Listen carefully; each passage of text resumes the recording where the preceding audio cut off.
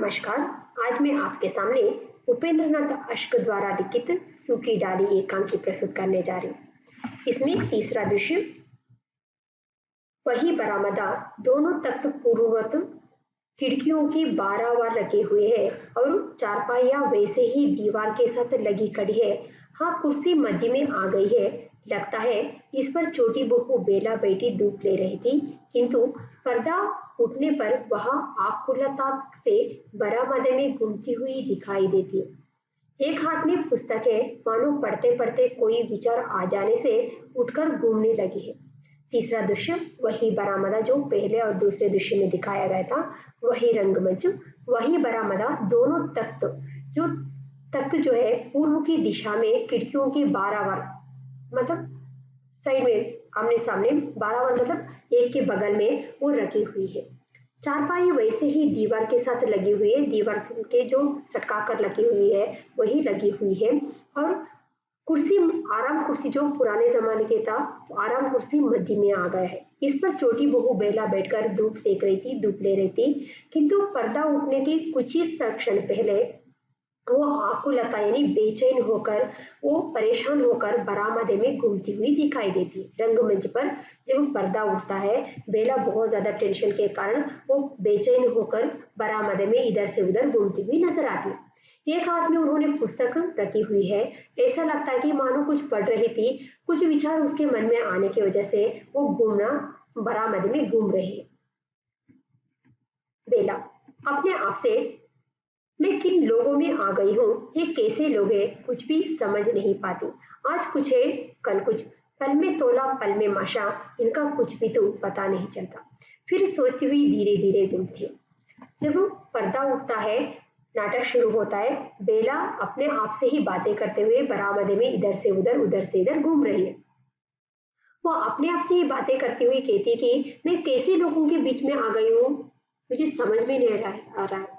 ये कैसे लोग हैं, कुछ भी तो समझ नहीं पा रहे। आज कुछ है, कल कुछ है, पल में तोला पल में माशा, यानी क्षण क्षण में इनके विचार बदलते जाते। इनका कुछ भी तो मुझे पता नहीं चल रहा। इस तरह से सोचती हुई धीरे धीरे इधर से उधर वो घूम रही है।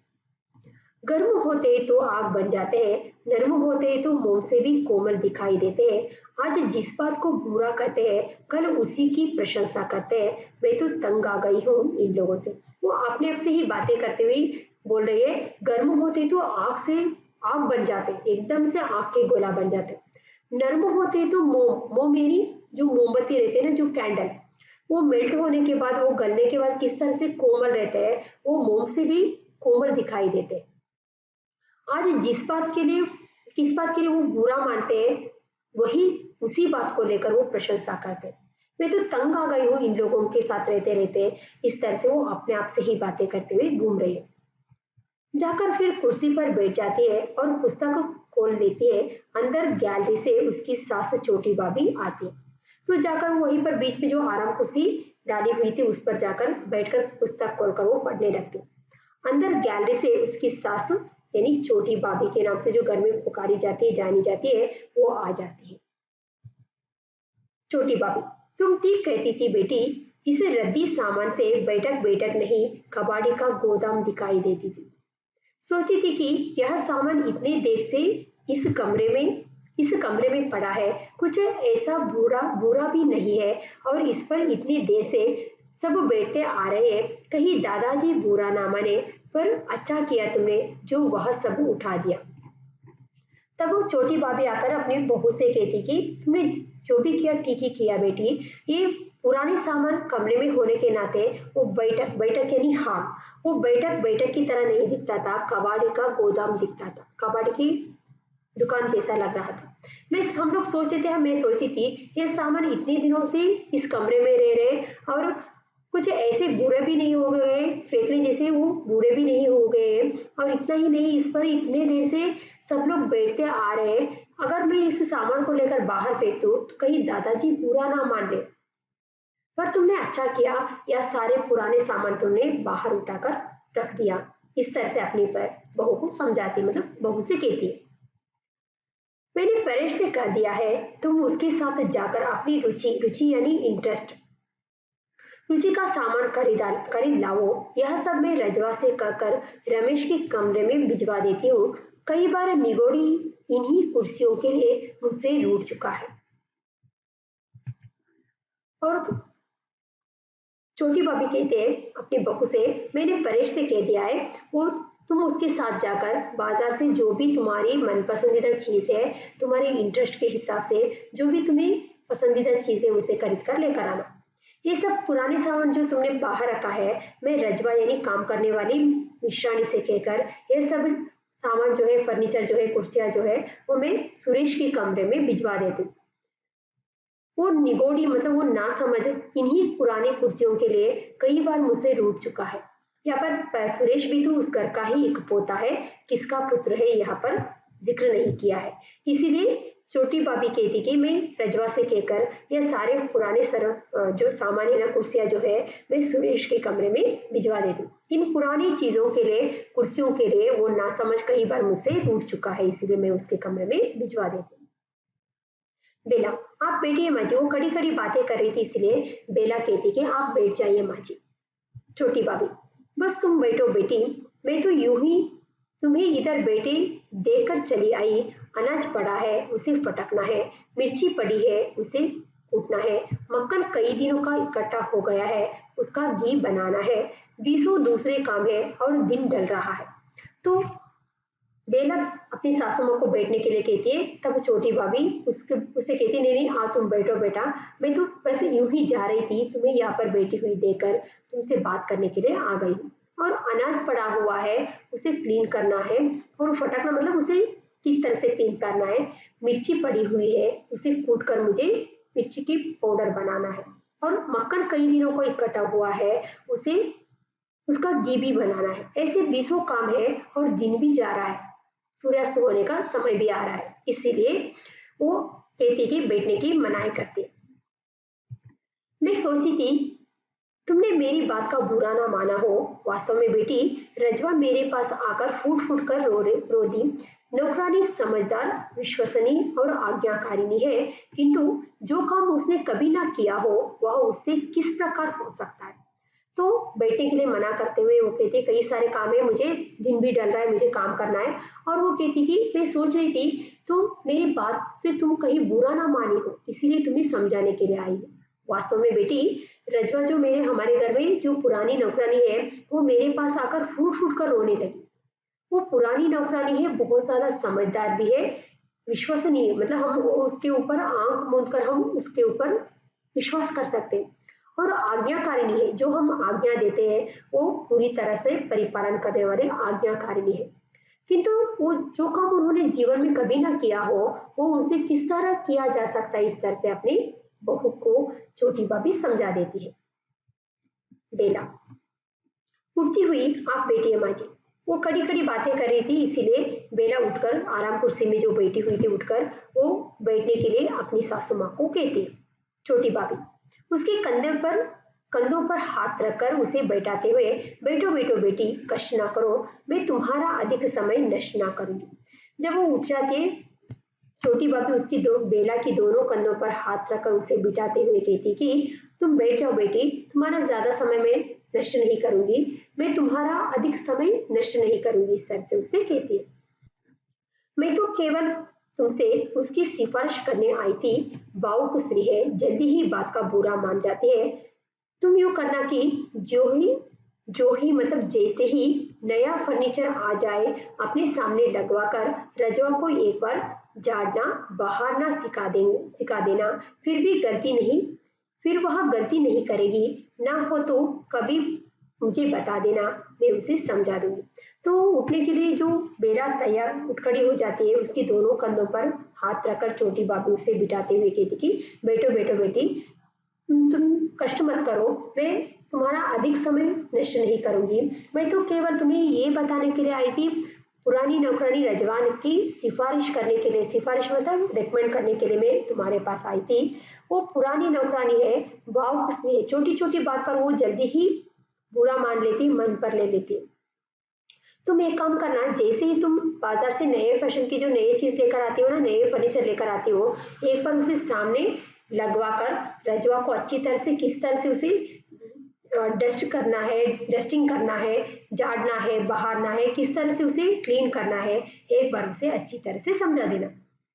फिर भी उनसे गलती हो गई तो मुझे बताना, मैं उसे समझा दूंगी। इस तरह से छोटी भाभी अपनी बहू को समझा देती है। बेला, नहीं नहीं, आप वो कड़ी कड़ी ही बातें कर रही थी ना, इसलिए नहीं नहीं आप बैठ जाइए, इस तरह से इस अंदाज से कहती। छोटी भाभी, तुम पढ़ी लिखी समझदार हो बेटी, इसीलिए तुमसे इतना कह दिया है। यो तुम ना चाहो तो कोई दूसरा प्रबंध हो जाएगा, तुम इस बात की तनिक भी चिंता ना करो। चलने को उद्यत होती है, उद्यत यानी तैयार होती। तो छोटी भाभी कहती है, तुम पढ़ी लिखी हो बेटी, इसीलिए तुम्हें इतना समझाना पड़ रहा है, समझाने के लिए मैं आ गई हूँ। यूँ तुम नहीं चाहती हो पुरानी नौकरानी रखने की, तुम्हारी इच्छा नहीं है, तो दूसरा प्रबंध भी हो जाएगा। तुम इस विषय को लेकर तनिक यानी जरा सा भी चिंता मत करना। इस तरह से कहकर वो जाने के लिए तैयार हो जाती है। बेला, आप बैठिए तो सही, वो कड़ी कड़ी ही बातें करके ऐसे ही जा रही थी ना, आप बैठ जाइए। इस तरह से बेला अपनी सासू माँ को कहती है। छोटी भाभी, नहीं नहीं तुम अपना पढ़ो, मैं बेकार तुम्हारा समय नष्ट ना करूंगी, चली जाती है। नहीं नहीं तुम जो पढ़ रही थी ना, पढ़ो, तुम्हारा ज्यादा समय मैं नष्ट नहीं करूंगी। इस तरह से कहकर वो वहां से चली जाती। बेला पुस्तक बंद करके लंबी सांस लेती हुई, जैसे अपने आप से जो किताब पढ़ रही थी उसे बंद करके एक लंबा सा सांस लेती हुई, दीर्घ सांस लेती हुई, लंबी सी सांस छोड़ती हुई वो अपने आप से ही बातें करती है। इन लोगों की कुछ भी तो समझ में नहीं आती, ये माँ जी एकदम कैसे बदल गई। अभी परसों मुझे इसी रजवा के लिए डांट रही थी, इनका कुछ भी तो पता नहीं चलता। फिर पढ़ने लगती है। बड़ी बहू और मंजिली भाभी बाहर के दरवाजे से प्रवेश करती है। तो बेला किताब बंद करके एक लंबी सांस छोड़ती हुई लेती हुई वो अपने आप से ही बातें करती है। वो कहती है, इन लोगों का कुछ भी तो मुझे समझ में नहीं आ रहा है, ये माँ जी एकदम से कैसे बदल गई। कल तो इसी विषय को लेकर, रजवा को लेकर मुझे इतना डांट रही थी, और आज मुझे समझाने के लिए आ गई। इनका कुछ भी तो पता नहीं चल रहा है। इस तरह से वो अपने आप से ही बातें करती हुई फिर वो किताब जो हाथ में था उसे खोलकर पढ़ना शुरू करती।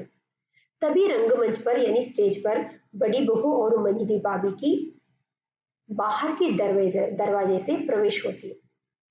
मंजली भाभी,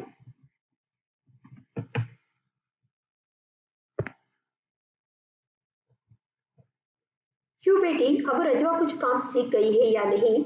जरा हंसती है। बुढ़िया है तो सयानी, सयानी मतलब बहुत ज्यादा समझदार है। तो मंजली भाभी आकर बेला से कहती, क्यों बेटी, अब रजवा तुम्हारे काम को सीख लिया है या नहीं? थोड़ा हंसती है। वो तो बुढ़िया है, बुढ़िया होने के बावजूद भी बहुत ज्यादा समझदार है। इस तरह से मंजली भाभी कहती है। बड़ी बहू, आपने हिंदू से ठीक ही कहा था, हमें वास्तव में काम की परख नहीं, पर अब। तो बड़ी बहू कहती है, आपने हिंदू से जो भी कहा था बिल्कुल भी सही कहा था। आपने क्या कहा था? 2 वक्त की झाड़ू पोछा करने से घर क्लीन नहीं होता, घर की सजावट बनावट पे तो कुछ चीज होती है, किस चीज को कहाँ रखना है उसकी आइडिया होना चाहिए। आपने बिल्कुल भी हिंदू से सही कहा था, वास्तव में हमें काम की परख की बिल्कुल भी समझ नहीं है। लेकिन अब इस तरह से कुछ कहने जाती है, तब वो बेला बात को काट कर कहती है, आइए इधर बैठिए, चारपाई सरका लीजिए। वो दोनों खड़े खड़े ही बातें कर रहे थे, इसीलिए बेला बात को काट कर कहती है, आप आइए इधर बैठ जाइए। जो चारपाई दीवार पर जो सटकाई हुई है उसे खिसका कर उसके ऊपर बैठ जाइए। इस तरह से कहती है। मंजली भाभी, वैसे ही खड़े खड़े मैंने एक अनुभवी नौकरानी खोज लाने के लिए कह दिया है, जो नए फैशन की बड़े घरों में काम कर चुकी हो। वास्तव में बहू, दादाजी पुराने नौकरों के हक में हैं, दयानतदार होते हैं और विश्वसनीय। और मंजली भाभी कहती कि जो इतना कहने के बावजूद भी दोनों खड़े खड़े ही बातें करते, खड़े खड़े ही कहते हैं, मंजली भाभी, मैंने एक अनुभवी नौकरानी खोजने के लिए लोगों से कह दिया, जो बड़े बड़े नए फैशन की बड़े घरों में जो नए फैशन की जो फर्नीचरों के रखने की जो काम करने की जो अनुभव रही अनुभव हुआ, एक नौकरानी को खोजने के लिए मैंने कह दिया है, जिनको नए फैशन के बड़े घरों में काम करने की जो अनुभव है, ऐसे नौकरानी को खोजने के लिए मैंने कह दिया है। वास्तव में बहू, दादाजी पुराने नौकरों के हक में है। इतने आसानी से दादाजी पुराने नौकरों को नहीं छोड़ते, क्योंकि उनके हक में ही रहते। उनकी तरफदारी करते हैं, क्योंकि वो पुराने नौकर हैं और उसके प्रति दया भी दिखाते हैं और विश्वास भी करते हैं। इसीलिए दादाजी इतने आसानी से पुराने नौकरों को नहीं छोड़ते, वो पुराने नौकरों के हक में ही रहते हैं। हमारे पास पीढ़ी दर पीढ़ी काम करते आ रहे हैं। इस रजवा की सास भी यही काम करती है, अब रजवा की बहू भी यही काम करती है, क्योंकि दादाजी पुराने नौकरों के हक में इसीलिए है क्योंकि उनके ऊपर हम लोग आंख मूंद कर विश्वास कर सकते हैं और पीढ़ी दर पीढ़ी यानी जनरेशन बाई जनरेशन वो लोग हमारे घर में ही सेवा करें, हमारे घर में काम करें। अब रजवा की सास भी तो यही काम करती है, रजवा भी यही काम करती है और रजवा की बहू भी तो यही काम कर रही है, इसीलिए पीढ़ी दर पीढ़ी वो लोग हमारे घर में काम कर रहे हैं, इसलिए दादाजी पुराने नौकरों के हक में है। बड़ी बहू, मैं कहती हूँ बहन जी, आप रजवा की बहू को ही अपने पास क्यों नहीं रख लेती? उसकी उम्र भी कम है और काम भी बहुत जल्दी सीख जाएगी।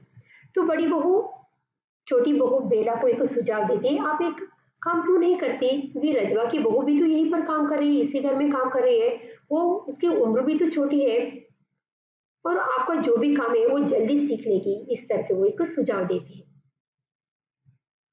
बेला अन्य मनस्क से, नहीं, नए नौकर की आवश्यकता नहीं, रजवा काम सीख जाएगी। कुछ चिढ़कर आप कड़ी क्यों है? इतना कहने के बावजूद भी दोनों कड़े कड़े ही बातें कर रहे थे, इसीलिए बात करने का मन नहीं था। अन्य मनस्क होकर बेला कहती, नहीं नहीं, मुझे नए नौकरों की बिल्कुल भी जरूरत नहीं है, आवश्यकता नहीं है, रजवा काम सीख जाएगी। और कुछ छिड़कर वो कहती कि आप खड़े खड़े क्यों बात कर रही है, आप बैठ जाइए इस अंदाज से, आप खड़ी क्यों है इस तरह से? बेला छोटी बहू और मंजली भाभी से कहती है। मंजली भाभी, हम तुम्हारा हर्ज ना करेंगे। मंजली भाभी कहती, तुम्हारा ज्यादा समय हम लोग नष्ट नहीं करेंगे। बेला और भी चिढ़कर, मेरा कुछ हर्ज नहीं होगा। इतना कहने के बावजूद भी दोनों खड़े खड़े ही बातें कर रहे थे, इसलिए बेलों को चिड़चिड़ा हो जाती है, वो बिल्कुल भी वो चिढ़ जाती है। चिढ़कर वो कहती है, मेरा कोई भी समय नष्ट नहीं होगा, मेरा कोई कुछ भी हर्ज नहीं होगा। बड़ी बहू, हम आपसे छोटे हैं, वर्ग में भी और बुद्धि में भी। तो बड़ी बहू कहती है, हम तो आपसे छोटे हैं, वर्ग में भी और बुद्धि में भी। वर्ग में क्यों है? ये दोनों उस घर में जो भी बहुएं हैं सामान्य से एक सीधे साधे घरेलू औरत है, लेकिन बेला ऐसा नहीं है, वो पढ़ी लिखी समझदार सुशिक्षित लड़की है और बुद्धि में भी तो बहुत ज्यादा पढ़ी लिखी है और वर्ग में भी तो एक बड़े घर की माता पिता की एक बड़े घर की बेटी है बेला। इसीलिए छोटी बहू कहते हैं, हम तो आपसे वर्ग में भी और बुद्धि में भी तो बहुत छोटे हैं। बेला रुआसी आवाज में, मतलब रोने की आवाज में, आप मुझे क्यों कांटों में घसीटते हैं? आप मेरे साथ क्यों परायों का सा व्यवहार करते हैं? उठ खड़ी हो जाती है। इतना कहने के बावजूद भी दोनों जो खड़े खड़े ही बातें कर रहे थे, इसीलिए उसे रोना आ जाता है। रोने की आवाज में बेला कहते, आप मुझे इस तरह के परायों के जैसा व्यवहार क्यों कर रही है? मुझे कांटों में क्यों घसीट रही है? इतना कहकर जो बेटी थी वो उठ खड़ी हो जाती है। बड़ी बहू, बेटी बेटी मंजली भाभी, आप ही बेटी। बेला, मैं चलती हूँ। रुलाई को रोककर आंखों पर रुमाल रखे जल्दी जल्दी चली जाती है। तो अभी तक इतना कहने के बावजूद भी दोनों खड़े थे। जब वो बेला उठ जाती है तब वो बड़ी बहू मंजली भाभी से कहती, आप बेटी बेटी भाभी, आप क्यों खड़ी है? तो बेला उठ जाती है, वो वहां से चली जाती है, उसे रोना आ जाता है। अपने आंखों में रुमाल रखकर जल्दी जल्दी अपनी जो आंसू को रोकते हुए वहां से चली जाती है। मंजली भाभी जैसे अपने आप से ही बातें करती है, परायों का सा व्यवहार क्यों करती है? इस तरह से वो कह रही है, इस अंदाज से अपने आप से ही बातें करती है। बाहर से मंजली बहू की कह कहे की आवाज आती है।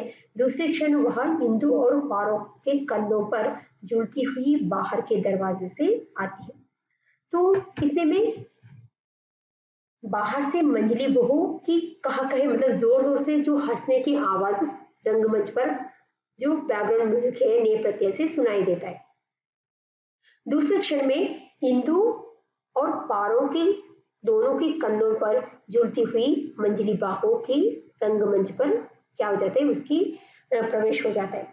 समझ में आ रहा है ना? देखिए, पहले बैकग्राउंड म्यूजिक सिर्फ मंजली भाभी की बहू की जो जोर जोर से हंसने की आवाज सुनाई पड़ता है।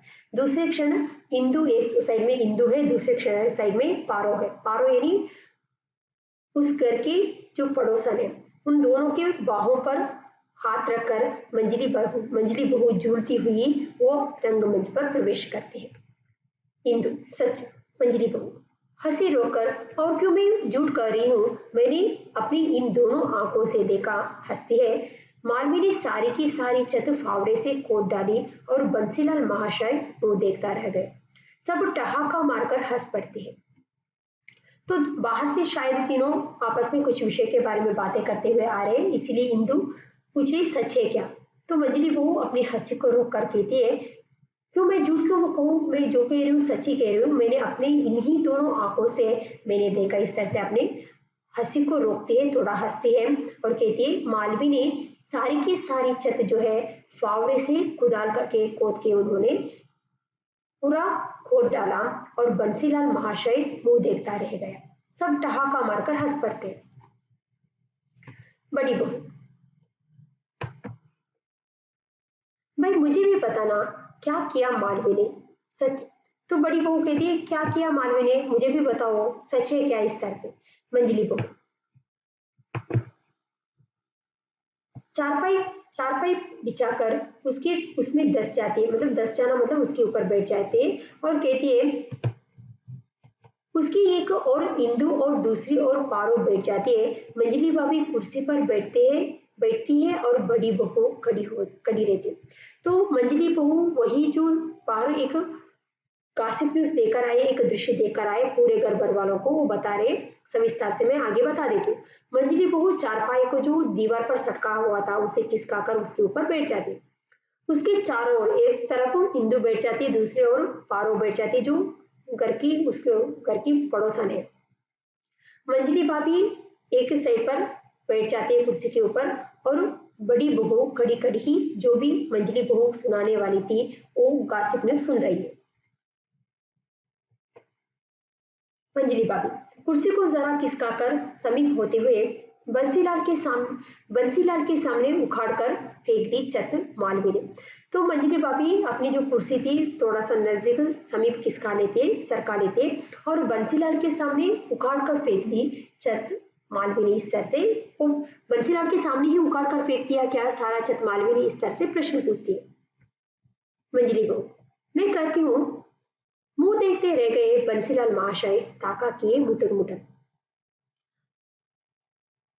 मंजली बहू कहती कि बंसीलाल के सामने ही मालवी ने क्या किया, अपना सारा छत जो है फावड़े से उखाड़ कर फेंक दिया।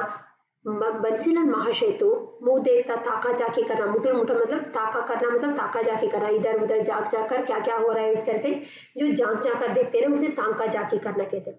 वो तो मुटर मुटर मतलब चुपचाप होकर मालवी ने जो सारा छत जो खोद डाला फावड़े से वो सिर्फ बंसीलाल देखता रह गया, ताका जाकी करते हुए देखता रह गया। इस तरह से मंजली बहू कहते। सब ठहाका मारकर जोर जोर से हंसते। बड़ी बहू, अरे कौन सी छत खोद डाली यह तो बताओ, क्योंकि बड़ी बहू तो अंदर थी इसे तो पता नहीं है। बाहर से जो पारो और इंदु बातें करते हुए मंजली बहू बातें करते आ रहे थे, इसलिए बड़ी बहू कहती कौन सा छत खोद डाला ये तो बताओ, इस तरह से पूछती। तब वो मंजली बहू कहती है, रसोई की और कौन सी, अभी 2 घंटे भी नहीं हुए कि राजा मजदूर छत डालकर गए थे और बंसीलाल कारीगरों और मजदूरों से निपट कर अभी दुकान को गया था कि आ गई उधर से मालवी मारो मार करती, मारो मार मतलब मारपीट करती। जाने किसने उसे जाकर बताया कि तुम्हारे देवर ने अपनी रसोई पर छत डाल ली है, लेके फवाड़ वहां सारी की सारी छत उसने खोद डाली। बंसीलाल तब पहुंचा जब वो अंतिम ईंट भी उखाड़ चुकी थी, तब वो क्या बस ताका के मुटुर मुटुर। देखिए यहाँ पर क्या हुआ है, मंजली बहू कहीं बाहर गई है, वहां पर एक ऐसी घटना घट जाती है जो वो देख कर आई है। वो पूरे घर पर वालों को वो घटना जो देख कर आई है सभी लोगों को साथ में बिठाकर बीच में बैठकर सब लोगों को गासिप सुना रहे, मतलब गासिप न्यूज की तरह जो भी दृश्य वो बाहर देख कर आई है वो बता रहे। क्या हुआ है यहाँ पर, देवर और भाभी के बीच की जो एक समस्या है। बंसीलाल एक देवर का नाम है, उसका एक भाभी है उसका नाम है मालवी। बंसीलाल देवर है, उन्होंने अपनी रसोई की छत पर उन्होंने क्या किया, छत डाला है। अभी 2 घंटे भी नहीं हुए उन्होंने अपनी रसोई की छत डालकर सारे मजदूरों को कारीगरों को उन्होंने पैसा देकर अभी बंसीलाल अपनी दुकान पर जाकर बैठा ही था। पता नहीं बंसीलाल की भाभी को किसने बताया कि तुम्हारे देवर ने अपने रसोई के घर पर छत डाला है, रसोई पर छत डाला है।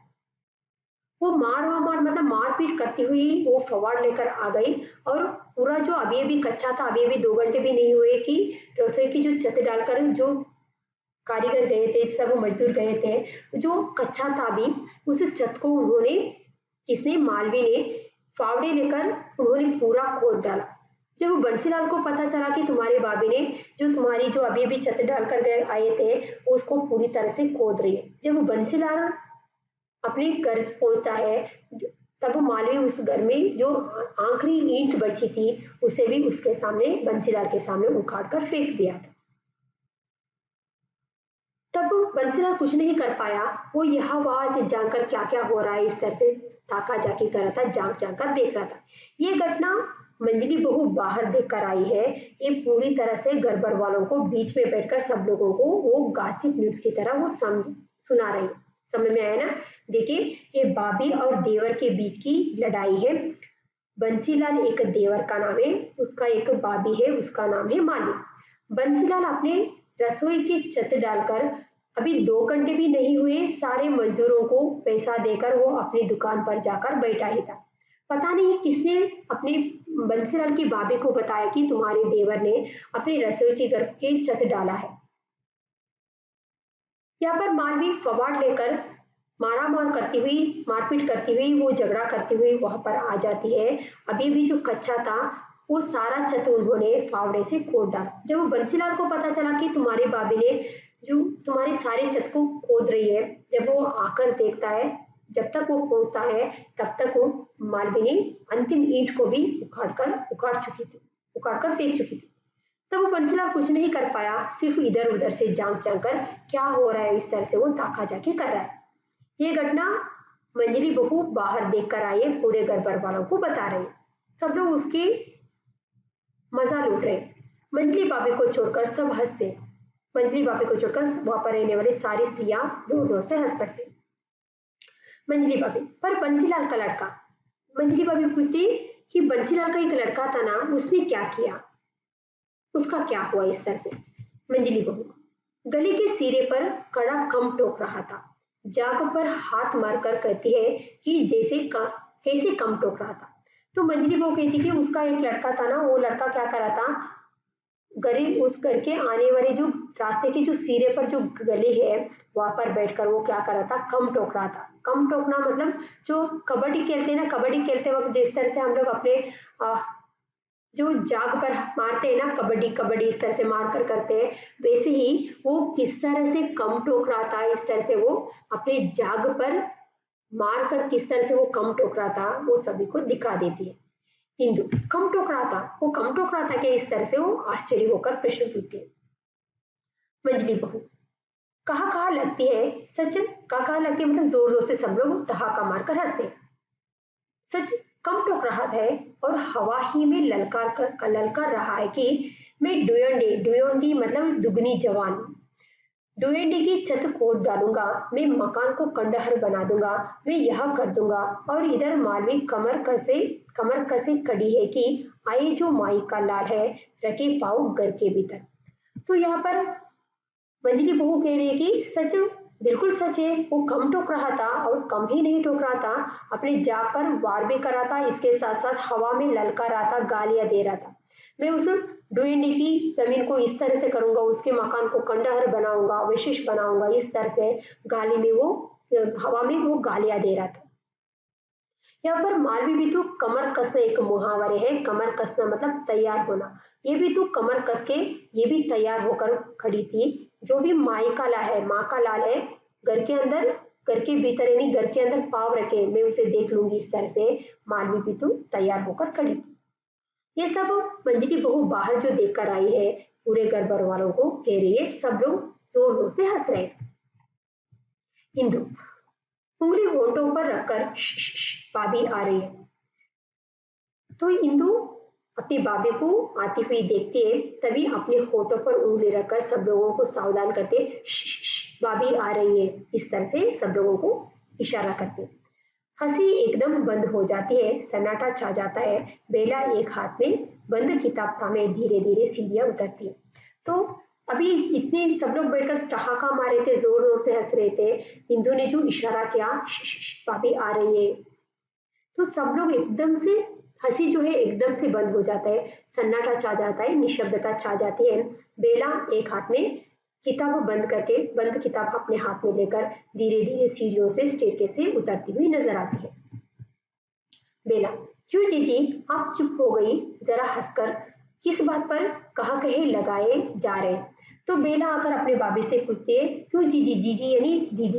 क्यों दीदी, किस बात पर इतनी जोर जोर से हंसी छूट रही थी, किस बात पर हंस रहे थे? इस तरह से थोड़ा मुस्कुराकर वो पूछती है। मंजली भाभी कुर्सी से उठकर यूं ही हंस रही थी, आओ इधर कुर्सी पर बैठो। तो मंजली भाभी जो बैठी हुई थी एकदम से उठकर अपनी कुर्सी को देते हुए कहती, नहीं नहीं ऐसे ही हम लोग हंस रहे थे, आइए आइए आप इधर पर इस कुर्सी पर बैठ जाइए। इस तरह से जो वो बैठी थी वो उस कुर्सी से उठकर बैठने के लिए उसे जगह दे देती है। बेला, नहीं नहीं आप बैठिए, मैं उधर तख्त पर बैठ जाती हूँ। बेला कहती, नहीं नहीं आप बैठ जाइए, मैं वो तख्त है ना उसके ऊपर मैं बैठ जाती हूँ। इस तरह से बेला कहती है। मंजली को जल्दी से उठकर, आइए आइए आप इधर बैठिए। इंदु और पारो दोनों चारपाई से उठ जाते हैं, आइए आइए आप इधर बैठिए। फिर नीरवता छा जाती है जिसमें एक प्रकार की घुटन है। बेला बाहर की ओर चल पड़ती है। तो मंजली भाई भी तो बैठकर जो वो बैठी थी वो कुर्सी से उठकर, आइए आइए आप इधर बैठ जाइए। इस तरह से वो बैठने के लिए उसे जगह खाली करती। पारो और इंदु दोनों जो चारपाई के ऊपर बैठे थे दोनों एकदम से उठकर, आइए आइए आप इधर बैठ जाइए। तो इस तरह से जो अभी इतने जोर जोर से हंस रहे थे, सब लोग खुशियां मना रहे थे, बेला आने से एकदम से निशब्दता छा जाती है, एक घुटन भरी माहौल हो जाता है, सफोकेशन हो जाता है। तो ऐसे माहौल में रहना बिल्कुल बेला को अच्छा नहीं लगता है, एक घुटन भरी माहौल वहां पर बन जाता है। बेला वहां से बाहर जाने के लिए तैयार हो जाती है। इंदु, बेटिए भाभी जी आप चली क्यों? जब वो बाहर जाने के लिए तैयार हो जाती है बेला, तो इंदु कहती है, भाभी जी आप बैठ जाइए, बाहर क्यों जा रही है? इस तरह से उससे प्रश्न पूछते। बेला मुड़कर क्लांत, क्लांत मतलब दुखित तथा बड़ी आवाज में, मैं तो उधर ही जा रही थी, यूं ही जाते जाते खड़ी हो गई थी। मैं आपकी हंसी में बाधा नहीं डालना चाहती। खिन्न स्वर में हंसी के साथ, आप हंसिए, ठहाका मारिए, चुपचाप आहते के दरवाजे से निकल जाती। तो बेला वो एकदम से इतने जोर जोर से हंस रहे थे, बेला आने से एकदम से नीरवता छा जाते, सन्नाटा छा जाते, सब लोग निशब्द हो जाते। तो बेला को वो एक घुटन सा लगने लगता है, एक सफोकेशन होने लगता है, वो बिल्कुल भी अच्छा नहीं लगता। वो वहां से बाहर जाने के लिए तैयार होती। इंदु बैठने के लिए भाभी से कहती है, तो वो मुड़कर दुखी भरी आवाज में वो बेला इंदु से कहती है, नहीं नहीं मैं तो उधर ही जा रही थी, आप सभी लोगों को यहाँ पर देखकर मैं ऐसे ही खड़ी हो गई, आप बैठिए, हंसिए, मैं आपके हंसी में बाधा बिल्कुल भी खलल नहीं डालूंगी। इस तरह से कहकर वो रोने की आवाज में वो वहां से बाहर के दरवाजे से बाहर निकल जाती है। मंजली बहू, मैं कहती थी ना कि इस ओर ना आओ, मेरी मुई मुई मतलब मेरी जुबान को आदत हुई है हंसने की। तो मंजली बहू कहती, मैं इसीलिए कह रही थी कि इस ओर मत आओ, मेरी जुबान को, मेरे मुंह को रोने की मतलब सॉरी मेरे मुंह को हंसने की आदत हो गई है। इस तरह से मंजली बहू अपने आप को कोसते हैं। इंदु, अभी एक यही जगह थी बेटे को, मैंने पहले कहा था बरामदे का स्थल क्या है, उस घर में रहने वाले सारी स्त्रियों की जो रामदेव यानी मीटिंग करने की, जो गप्पे लड़ाने की, गासिप करने की एक स्थल था। इसीलिए इंदु कहती है अभी यही एक जगह बैठी थी, बची थी हम लोगों को बैठकर जो गप्पे लड़ाने की। इस तरह से कहती है। मंजली को हम हंसते हैं तो हंसते हैं दिल से, और छोटी बहू के पढ़ने लिखने में बाधा पड़ती है। मैं कहती हूँ दादाजी को यदि पता चल गया कि हमारे यहाँ बैठने से छोटी बहू के पढ़ने में खलल आता आता है, तो वे खलल यानी बाधा आते हैं। तो मंजरी बहू कहती है कि हम हंसते हैं तो दिल खोल कर हंसते हैं, और जिसकी वजह से छोटी बहू के पढ़ने में बाधा हो सकती है। मैं कहती हूँ अगर दादाजी को यदि पता चल गया ना कि हम लोग यहाँ पर बैठकर गप्पे लड़ा रहे हैं, इतने जोर जोर से हंस रहे हैं, जिसकी वजह से छोटी बहू की पढ़ाई में बाधा हो रही है, मुश्किल हो रहे हैं, तो दादाजी हमें ऐसे ही नहीं छोड़ेंगे। ऐसे कुछ कहने वाली थी, तब इंदु बात को काट कर कहती है कि किंतु एक जगह थी पर्दों वाली। किंतु कहती यही एक जगह थी हम लोगों को, जो प्राइवेसी थी हम लोगों को, जो बैठकर बातें करने की यही एक पर्दे वाली जगह थी, प्राइवेसी का जगह यही बचा था। इस तरह से इंदु कहती है। मंजली बहू, तुम भूल गई, हमें ही तो दादाजी ने खास तौर पर सतर्क रहने को कहा था। कहा कहा लगाकर हंस पड़ती है। मैं कहती हूँ चलो मेरे कमरे में। तो मंजली बहू इंदु को समझा देती है, क्या तुम भूल गए क्या, दादाजी हम दोनों को ही इस विषय में सावधानी रहने के लिए या अलर्ट रहने के लिए दादाजी ने कहा था।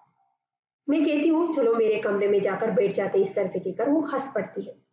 इंदु, मुझे तो दादाजी के कपड़े धोने हैं, मैं चली जल्दी जल्दी बाहर की ओर चली जाती है। इंदु दादाजी के कपड़े धोने हैं इस तरह से बहाना करके वो वहां से जल्दी जल्दी बाहर चली जाती है।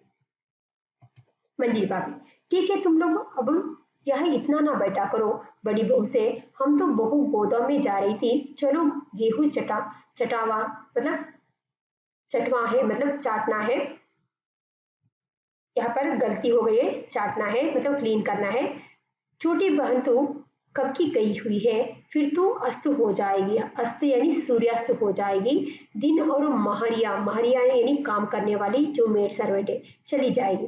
तो मंजली भाभी सभी लोगों को कहते हैं ठीक है तुम लोग यहाँ पर बहुत देर तक यहाँ पर मत बैठा करो, हम तो बहू गोदाम में जा रहे थे क्योंकि गेहूं आया हुआ है उसे क्लीन करना है। छोटी बहन यानी बेला की सासू माँ जो है, कब की मुझे मिर्ची पड़ा हुआ है उसे कूटना है, कई दिनों का मक्खन आया है उसे घी बनाना है, इस तरह से 20 धंधे हैं, ऐसे कहकर वो चली गई ना, इसीलिए कहती है छोटी बहन तो कब की गई हुई है स्टोर रूम में, इसीलिए सूर्यास्त भी हो रहा है और दिन भी ढल रहा है। जब दिन ढल गया शाम हो गया तो काम करने वाली मिश्रानी भी तो अपने अपने घर चली जाएगी, जब वो लोग चली जाएंगी तो काम अधूरा रह जाएगा, इसलिए मुझे गोदाम में जाना है, इस तरह से बड़ी बहू से कहती है।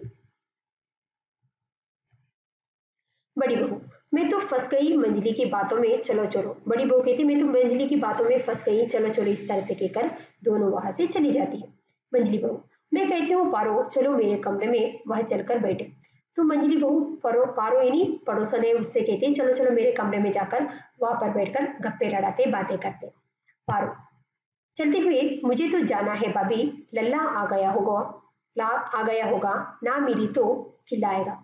पारो जो पड़ोसन है वो कहती है, वो भी जाने के लिए तैयार हो जाती है, नहीं नहीं भाभी मुझे घर जाना है, मेरे लल्ला यानी मेरे बेटे आ गया होगा, वो मुझे नहीं देखेगा तो वो चिल्लाएगा, इसलिए मुझे घर जाना है, इस तरह से कहकर वो अपने घर के लिए निकल जाती है। मंजली बहू, अपने आप से यह छोटी बहू तो अकाशी आकर सबको डरा गई। पारो चली जाती है, बाहर से बड़ी भाभी आती हुई दिखाई देती है। मंजली मंजली बहू भागकर उसके पास जाती है। तो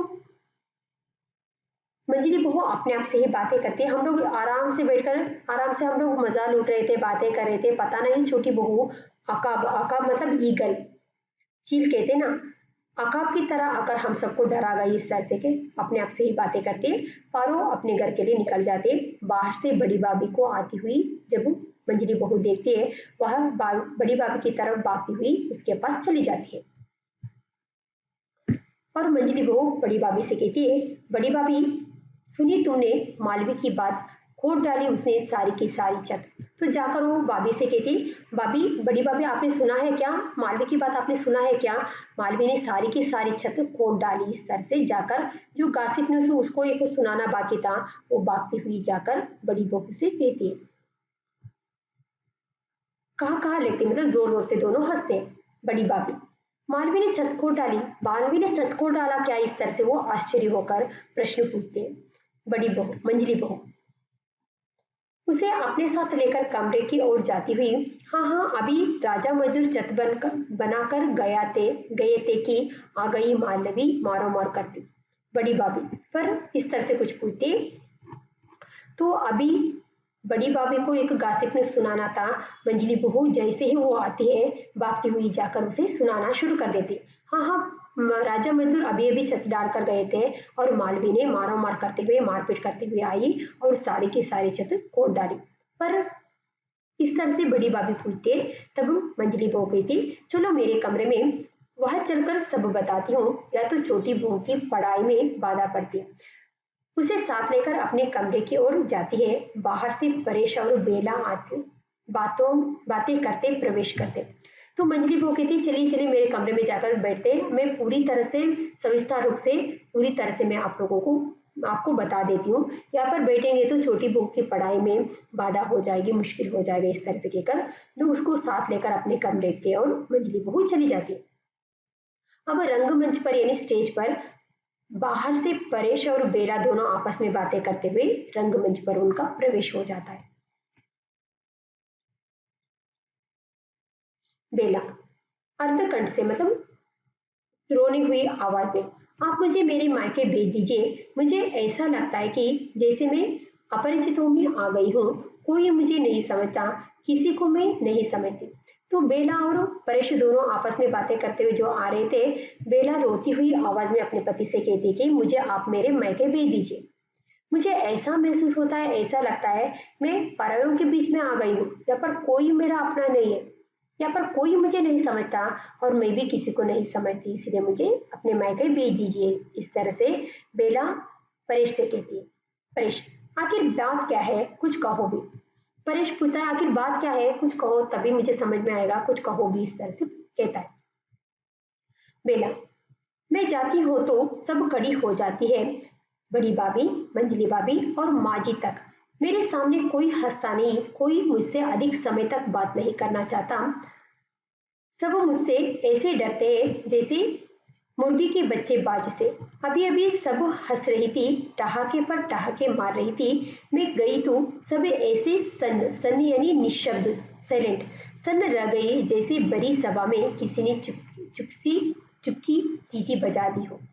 तो वो कहती कि मैं जाती हूँ तो सब लोग जो बैठे रहते एकदम से उठकर खड़े हो जाते, बड़ी भाभी, मंजली भाभी, माँ जी, क्योंकि वो सासू माँ है, वो सब लोग बेला से बड़े हैं उम्र में, फिर भी वो तीनों जब भी बेला जाती है एकदम से उठ खड़े हो जाते। मेरे सामने कोई हंसता नहीं है, कोई मुझसे अधिक समय तक बात भी नहीं करना चाहता, कोई भी बात भी नहीं करता, सब मुझे से ऐसे डरते हैं जैसे कि मुर्गी के बच्चे बाज बाज यानी ईगल, जो मुर्गी के छोटे छोटे बच्चे रहते ना, जो ईगल आने से कहीं वो खा ना जाए, इसलिए जिस तरह से मुर्गी के बच्चे ईगल से या बाज से अकाब से जिस तरह से डरते हैं, वैसे सब लोग मुझे देखकर, इस घर में रहने वाले सारे सदस्य मुझे देखकर डरते हैं। अभी अभी सब लोग बैठकर हंस रहे थे, ठहाके मार रहे थे, मजा लूट रहे थे, जैसे ही मैं गई एकदम से सन्न हो गए, सब लोग निशब्द हो गए। मुझे ऐसा लगा कि बड़ी सभा चल रहा है, सब लोग निशब्द है, किसी ने चुपके से सीटी बजा दिया तो किस तरह से आवाज होता है, उसी तरह से मुझे एहसास हुआ। इस तरह से बेला अपने पति से कहती। परेश पर इसमें क्या दिक्कत है, ऐसे कुछ कहने वाला था, बेला बात को काट कर कहती है, और कोई मुझे काम को हाथ नहीं लगाने देती, तनिक तनिक मतलब जरा सा भी काम करने लगो तो सब भागी आती है, सब मेरा इस प्रकार आदर करती है मानो मैं ही इस घर में सबसे बड़ी हूँ। तो कोई मुझे काम करने के लिए नहीं देता, फिर भी मैं को गलती से मतलब कोई काम करने के लिए जाती हूँ तो सब लोग भागती हुई आते हैं, सब लोग मुझे इस तरह से आदर करते हैं मानो मैं ही इस घर के सबसे बड़ी हूँ, इसलिए मुझे मायके भेज दीजिए। इस तरह से बेला परेश से कहती है। परेश मैं नहीं समझता तुम क्या चाहती हो, तुम्हें शिकायती कोई तुम्हारा आदर नहीं करता, अब सब तुम्हारा आदर करते हैं, तुम्हें शिकायती तुम्हें सबकी सबसे दबना पड़ता है, अब सब तुमसे दबते हैं, तुम्हें शिकायती तुम सबका काम करती हो, अब सब तुम्हारा काम करते हैं, आदर सत्कार आराम, ना जाने तुम और क्या चाहती हो। तो परेश कहता कि मुझे समझ में नहीं आ रहा है कि तुम्हें क्या चाहिए, मैं नहीं समझ पा रहा हूँ कि आखिर तुम्हें क्या चाहिए। पहले तुम्हारी शिकायत यह थी, तुम कंप्लेंट करती थी कि कोई तुम्हारा आदर नहीं करता है, अब तो पूरे घर पर वाले तुम्हारे आदर करते हैं, फिर भी तुम शिकायत कर रही हो। पहले तुम्हारी शिकायत क्या थी, तुम्हें सबसे दबकर रहना पड़ रहा है, सब जो कहते हैं उसके अनुसार तुम्हें काम करना पड़ रहा है, अब सब तुम्हारे हिसाब से रहे, तुम्हारे हिसाब से सब लोग दबकर रह रहे, तुम्हारे कहने से ही सब लोग तुम्हारे हिसाब से रह रहे, फिर भी तुम शिकायत कर रही हो। पहले तुम्हारी शिकायत क्या थी, तुम सबका काम कर रही हो, सबका काम तुम्हें करना पड़ रहा है। अब तुम्हें कोई भी काम को हाथ लगाने नहीं दे रहे, सब तुम्हारा काम कर रहे हैं, फिर भी तुम शिकायत कर रहे हो। तुम्हें इस घर में आदर मिल रहा है, सत्कार मिल रहा है, आराम मिल रहा है, फिर भी तुम शिकायत कर रहे हो। मुझे समझ में नहीं आ रहा है कि आखिर तुम्हें क्या चाहिए, तुम क्या चाहती हो। इस तरह से कहकर तेजी से सीढ़ी चढ़ जाता है। सीधी इतना कहकर वो गुस्सा होकर तेजी से सीढ़ी चढ़कर वो अपने कमरे की ओर चला जाता है।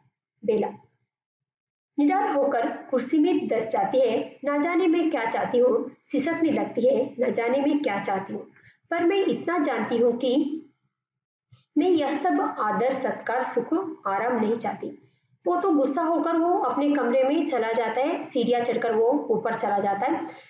बेला निडार मतलब बिना कोई सहारे से एकदम से लहराती हुई वो कुर्सी पर बैठ जाती है। न जाने मैं क्या चाहती हूँ, वो मुझे स्वयं पता नहीं है। मैं खुद मुझे समझ में नहीं आ रहा है कि मैं क्या चाहती हूँ। पर मैं इतना तो मैं नहीं चाहती हूँ कि इस तरह के पूरे घर भर वाले मुझे आदर दे, सत्कार दे, सारा सुख आराम मुझे चाहिए। ये तो मैं बिल्कुल नहीं चाहती हूँ। इस तरह से वो अपने आप से ही बातें करती है। इतना कहते हुए उसे रोना आता है। बाहों में मुंह छिपाकर सिसकती है। इंदु हाथ में कुछ मैली कपड़े लिए हुए बाहर के दरवाजे से प्रवेश करती है। वो बिना किसी सहारे के, जो सूखी हुई पत्ते जिस तरह से जमीन पर गिरता है वैसे ही वो निडाल होकर कुर्सी के ऊपर बैठ जाती है और वो अपने आप से ही कहती है, ना जाने मैं क्या चाहती हूँ, वो मुझे समझ में ही नहीं आ रहा है। लेकिन ये तो मैं नहीं चाहती कि घर के सारे सदस्य मुझे इस तरह के आदर सत्कार दे, ये सारे सुख आराम सुख सुविधाएं दे, वो मैं बिल्कुल भी नहीं चाहती। इतना कहते हुए अपनी दोनों बाहों के अंदर अपनी मुंह छिपाकर वो क्या करती है, वो रोना शुरू कर देती है। तभी इंदु अपने हाथ में मैले कपड़े लेकर इंदु के दरवाजे के कमरे के अंदर प्रवेश करती है। इंदु भाभी जी। इंदु भाभी के कमरे में यानी बेला के कमरे में प्रवेश करके वो कहती है, भाभी जी। बेला उसी प्रकार चुप बैठी रहती है, जो वो दोनों बाहों में अपने मुंह छिपाकर, मतलब जो वो रो रही थी उसी प्रकार वो बैठी रहती है, कोई उत्तर नहीं देती। इंदु बेला के कंधों को हिलाकर, भाभी जी। वो सामने आकर अपनी भाभी के कंधों पर हाथ रखकर उसे हिलाती हुई कहती है, भाभी जी। बेला मुंह ऊपर उठाती है, जो अपनी बाहों में के भीतर जो अपने मुंह को छुपाई थी वो मुंह ऊपर उठा लेती है। इंदु हे भाभी जी, आप रो रही है। उसे देखकर इंदु आश्चर्य होकर, हे भाभी जी, आप रो रही है क्या, इस तरह से प्रश्न पूछती है। बेला आंखें पोंछकर, नहीं मैं रो नहीं रही, पर इंदु परमात्मा के लिए मुझे जीजी करके ना बुलाया करो। वो अपने दोनों आंखों से जो आंसू बह रहे थे उसे पोंछते हुए, आंखें पोंछती हुई कहती है, नहीं मैं नहीं रो रही थी, लेकिन इंदु भगवान की कृपा के लिए मुझे इस तरह से जीजी करके ना बुलाना। मतलब भाभी जी इस तरह से जो गौरव देकर जो बुला रही थी ना, इस तरह से मुझे जीजी करके मत बुलाया करो। इस तरह से वो विनती करती है। इंदु लो भला यह कैसा हो सकता है, आप मुझसे बड़ी है और फिर आप मुझसे कहीं अधिक पढ़ी लिखी है। और इंदु कहती है, ये कैसे हो सकता है, आप मुझसे उम्र में भी बड़ी है और मुझसे बहुत ज्यादा पढ़ी लिखी है, मैं बिना आपको गौरव दिए जी लगाए किस तरह से बुला सकती हूँ, ये कैसा हो सकता है। इस तरह से इंदु कहती है। बेला पहले तो तू मुझे यूं जी जी करके नहीं बुलाती थी। बेला इंदु मैं तो मूर्ख ठहरी भाभी जी, दादाजी ने कहा था। तो बेला कहती है, तुम तो पहले मुझे इस तरह से भाभी जी इस तरह से जी लगाकर तो नहीं बुलाती थी, भाभी ऐसे पुकारती थी, अब क्यों जी लगा रही हो, इस तरह से पूछती है। तभी इंदु कहती है, मैं तो मूर्ख थी भाभी, मुझे समझ में नहीं आ रहा था, मैं ना समझती, लेकिन दादाजी ने हम लोगों को बुलाकर कहा है, दादाजी ने कहा था। बेला सासा चौंकर, मतलब सासा यानी अचानक चौंकर, दादाजी ने क्या कहा था, इस तरह से प्रश्न पूछती है। इंदु उन्होंने सबको समझाया था कि घर में सबको आपका आदर करना चाहिए। इंदु कहती है, दादाजी पूरे घर भर वालों को बुलाकर समझाया कि घर आज के बाद घर में सभी को आपका आदर करना चाहिए। बेला किंतु उन्होंने यह सब क्यों कहा, मैंने तो सब कभी उनसे इस बात की शिकायत नहीं की। तो बेला पूछती है, क्योंकि वो तो अनजान है, उसे इसके बारे में बिल्कुल भी पता नहीं है, इसीलिए वो कहते हैं, किंतु दादाजी ने ये सब क्यों कहा, सब लोगों को बुलाकर क्यों समझाया कि मुझे आदत देना चाहिए, मैंने कभी भी इस विषय के बारे में उनसे शिकायत नहीं की है। इस तरह से प्रश्न पूछती है। इंदु, शायद छोटे भैया ने उनसे यह कहा था कि आपका मन यह नहीं लगता, आप बाग वाले। बेला, ओ यह बात है। तो इंदु कहती है आपने शायद नहीं कहा होगा, लेकिन छोटे भैया ने कहा है कि आपका मन इस घर में नहीं लग रहा है, आप बाग वाले मकान में रहना चाहते हैं। बेला, ओहो ये बात है क्या? इस तरह से वो आश्चर्य से पूछती है।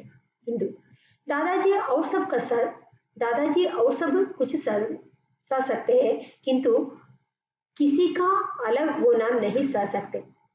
हम सब एक महान पेड़ की डालियां है, वे कहा करते हैं, और इससे पहले कि कोई डाली टूटकर अलग हो, मैं ही इस घर से अलग हो जाऊंगा। और उन्होंने हम सबको समझाया कि हम आपका आदर करें, काम करें और आपको पढ़ने पढ़ाने का समय दें। और इंदु कहती है कि दादाजी सब कुछ सहन कर सकते हैं, लेकिन इस घर से अलग कोई भी सदस्य अलग होना वो बिल्कुल भी सहन नहीं करते। तो उनके हिसाब से हमारा परिवार कैसा है? एक महान पेड़ के जैसा है, और हम सब सदस्य उस पेड़ की डालियों के जैसे हैं। इस तरह से दादाजी क्या कहा करते हैं। वो कहते हैं कि इस वृक्ष से कोई भी डाली टूटकर गिरने की अगर गिरने से पहले वो ही इस घर से अलग होना चाहते हैं।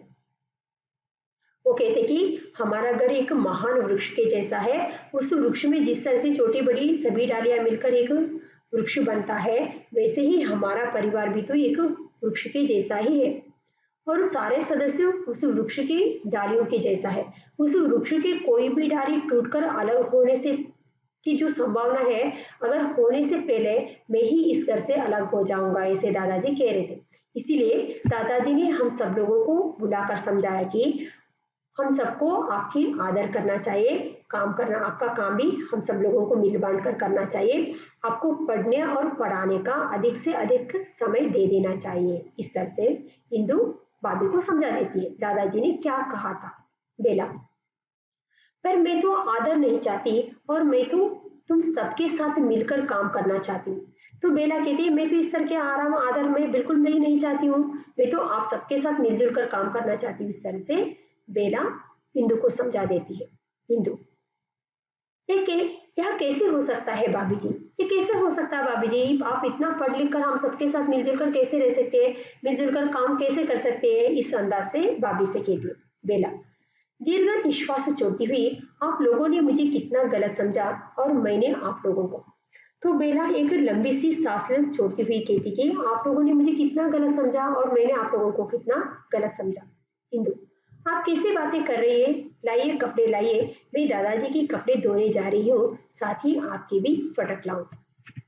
तो इंदु कहती है आप भाभी जी आप कैसे बात कर रही है? लाइए लाइए, धुलने वाले जो मेली कपड़े हैं वो मुझे दे दीजिए, मैं दादाजी के कपड़े धोने जा रही हूँ, साथ ही आपके भी कपड़े धोकर लाऊंगी। इस तरह से धो दूंगी, फटक दूंगी, मतलब धो दूंगी। इस तरह से इंदु कहती है। बेला चुप सोचती रहती, वो चुपचाप होकर किसी विषय के बारे में सोचने लगती। इंदु, भाभी जी वापस से आवाज देती है। बेला, जैसे मन ही मन उसने किसी बात का निश्चय कर लिया हो, मैं भी तुम्हारे साथ जाऊंगी, मैं भी तुम्हारे साथ कपड़े धोऊंगी। तो इंदु चुप रहती है, किसी विषय के बारे में सोच विचार करके वो निश्चय करके वो कहती है मैं भी तुम्हारे साथ जाऊंगी, मैं भी तुम्हारे साथ कपड़े धोऊंगी। इंदु, दादाजी नाराज ना होंगे, आप आकर मेरे साथ कपड़े धोएंगे तो दादाजी नाराज नहीं होंगे? इस तरह से पूछती बेला। मैं दादाजी से कह दूंगी, दादाजी नाराज होंगे तो मैं उसे समझा दूंगी, मैं उसे कह दूंगी। इस तरह से बेला कहती। इंदु, भाभी जी, इस तरह से वो गौरव प्रदान करती हुई भाभी जी इस तरह से कहती है। बेला, मुझे केवल भाभी कहा कर मेरी प्यारी इंदु। इंदु प्यार से भरे हुए गले के साथ भाभी। तो बेला कहती है मुझे सिर्फ भाभी कहकर पुकारो मेरे प्यारी इंदु। इस तरह से प्यार जताती है। इंदु प्यार भरी आवाज में भाभी जी के बदले में भाभी कहकर पुकारती है। बेला, चल कपड़े धोए, धूप निकली जा रही है। इंदु, पर आपके कपड़े। दोनों चली जाती है। कुछ क्षण बाद बरामदे में कपड़े धोने का शब्द आने लगता है। दादा गैलरी की ओर से हुक्का गुड़गुड़ाते गुड़गुड़ाते वल्लू की उंगली थामे प्रवेश करते। तो बेला कहते कि चलो कपड़े धोते हैं, धूप निकली जा रही है, क्योंकि धूप निकलने के बाद कपड़ा नहीं सूखता है, इसलिए चलो दोनों साथ मिलकर कपड़े धोते हैं। हिंदू, पर आपके धुलने वाले कपड़े दे दीजिए, इस तरह से कहती है। वो नहीं देती है, दोनों चली जाती है। एक कुछ क्षण के बाद, कुछ क्षण तक जो बरामदे में कपड़े धोने की जो धप धप धप धप की आवाज जो है, धोने की आवाज आती रहती है। तभी दादाजी गैलरी की ओर से हुक्का गुड़गुड़ाते हुए मल्लू यानी उस घर के जो पोता है, छोटा सा बच्चा है, उसके हाथ थामे हुए रंगमंच में यानी स्टेज में उसका प्रवेश होता है। दादा, हाँ बेटा, मेले में चलेंगे, जो तू कहेगा वही खिलौना ले देंगे। शायद दादा और पोते के बीच में बातचीत हो रही थी। मल्लू किसी खिलौने की फरमाइश कर रहा था, मांग रहा था, जिद पकड़ा हुआ था, इसलिए दादाजी कहते कि हाँ बेटा, अब हम मेले में चलेंगे, जो तू कहेगा वही खिलौना मैं तुम्हें दिला दूंगा। इस तरह से दादाजी बच्चे को समझा रहे। सहसा बाहर के दरवाजे के पास जाकर ठिठक जाते। दादाजी रंगमंच में आकर, बरामदे में आकर एकदम से वो ठिठक जाते, मतलब स्तब्ध हो जाते।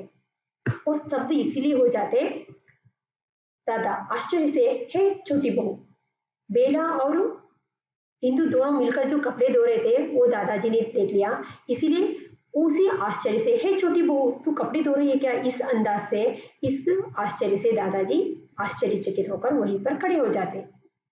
हिंदू बाहर से, मैंने तो बहुत तेरा कहा पर भाभी नहीं मानी। दादा, छोटी बहू इधर आ बेटी। शर्माई हुई बेला दरवाजे के पास जा खड़ी होती है।